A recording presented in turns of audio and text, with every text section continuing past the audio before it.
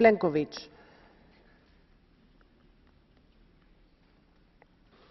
Hvala lijepa, gospođo predsjedateljice, poštovana povjerenice Reding. Ova zajednička rasprava o 29. izvješću o praćenju primjene prava Europske unije relevantna je i za Hrvatsku, premda se ona odnosi na 2011. godinu, stoga što smo odmah na početku našega članstva imali jednu situaciju s transponiranjem okvirne odluke o Europskom uhidbenom nalogu gdje da se bilo moguće pokrenuti tada proceduru o povredi prava.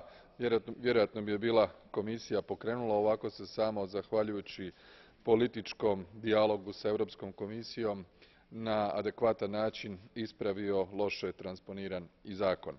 Kada je riječ o drugoj točci, a to je prikladnost propisa, supsidijarnost i proporcionalnost, smatram da je uloga nacionalnih parlamenata izuzetno važna i da kontrolu provedbe načela supsidijarnosti, bilo korištenjem žutog ili narančastog kartona, nacionalni parlamenti trebaju na vrlo stručan, ali isto tako i politički način koristiti i očekujem da će i Hrvatski sabor u mjesecima koji slijede početi s upravo tom praksom. Hvala lijepa.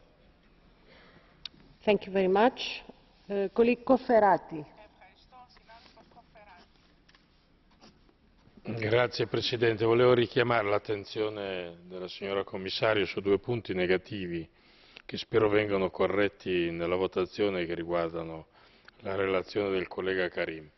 C'è questo